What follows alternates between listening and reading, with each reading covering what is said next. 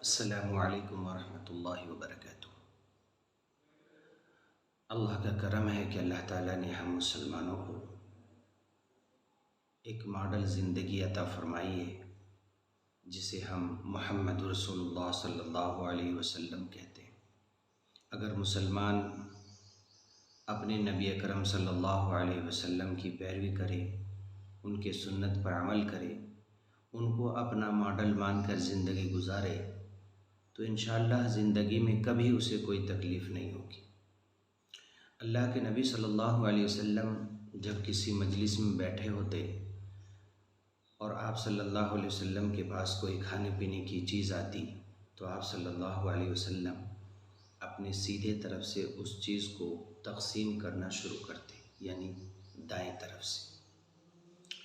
और अगर आप सल्लल्लाहु अलैहि वसल्लम की मजलिस में कोई बच्चा बैठा होता तो आप सल्लल्लाहु अलैहि वसल्लम सबसे पहले कोई चीज़ बच्चे को इनायत फरमाते।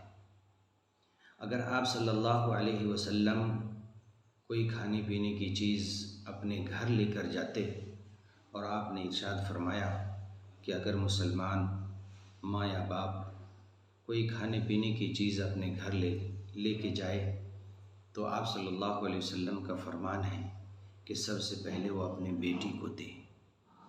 बेटी अल्लाह की तरफ से एक माँ बाप के लिए अनमोल तोहफ़ा और अल्लाह की रहमत। आप सल्लल्लाहु अलैहि वसल्लम ने बेटियों से बहुत ज़्यादा मोहब्बत फरमाई है और ये इरशाद फरमाया बेटियों के बारे में कि जो मुसलमान बेटी की सही तालीम और तरबियत करे और जवान होने के बाद उसके अच्छे ख़ानदान में शादी करे वो बाप जन्नती है।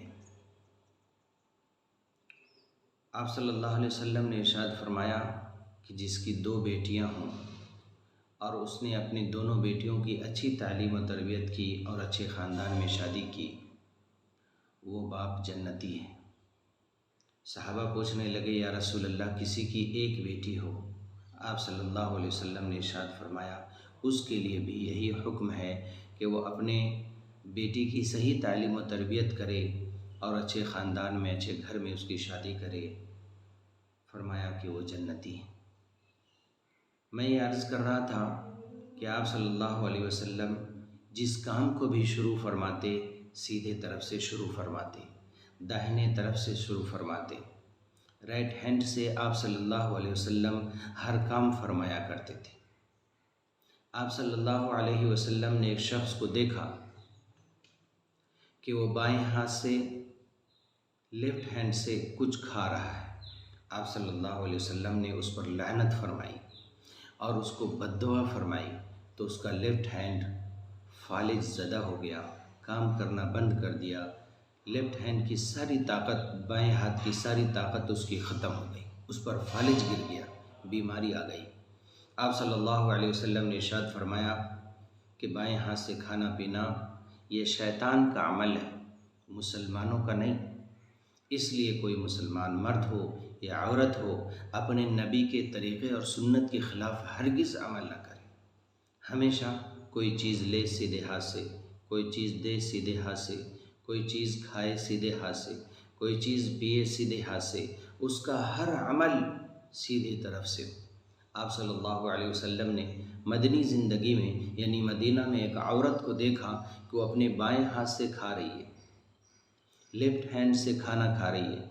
आप सल्लल्लाहु अलैहि वसल्लम ने उस औरत पर बद्दुआ फरमाई जिसकी वजह से उसे एक बीमारी लगी और वो बीमारी में इंतकाल कर गई। इतनी बुरी बात है लेफ़्ट हैंड से खाना खाना या चाय पीना। आमतौर पर हम अपने माशरे के अंदर देखते हैं कि लोग बाएं हाथ से चाय पी रहे होते हैं, सीधे हाथ में प्लेट पकड़े होते हैं, सीधे हाथ में मोबाइल होता है और बाएं हाथ से चाय पी रहे होते हैं। ये बहुत बुरी बात है, नबी के तरीक़े के ख़िलाफ़, नबी के सुन्नत के ख़िलाफ़। मकरूह है कि अपने बाएं हाथ का इस्तेमाल किसी खाने पीने में किया जाए। अल्लाह हम सब की हिफाजत फरमाए, हर मुसलमान की हिफाजत फरमाए और अल्लाह हर मुसलमान को सीधे हाथ से खाने पीने की तौफ़ीक़ अता फरमाए। हरगिज़ कोई मुसलमान मर्द है या औरत है अपने बाएं हाथ का इस्तेमाल खाने पीने की चीज़ों में हरगिज़ न करे, वरना वह अल्लाह के नबी के बद्दुआ के मुस्तहिक़ होंगे। अल्लाह के नबी के लानत के मुस्तहिक़ होंगे जो मुसलमान अपने लेफ़्ट हैंड का इस्तेमाल खाने और पीने की चीज़ों में करते हैं। अल्लाह हम सब की हिफाजत फ़रमाए, अल्लाह अमल करना आसान फ़रमाए। अस्सलामु अलैकुम व रहमतुल्लाहि व बरकातुहू।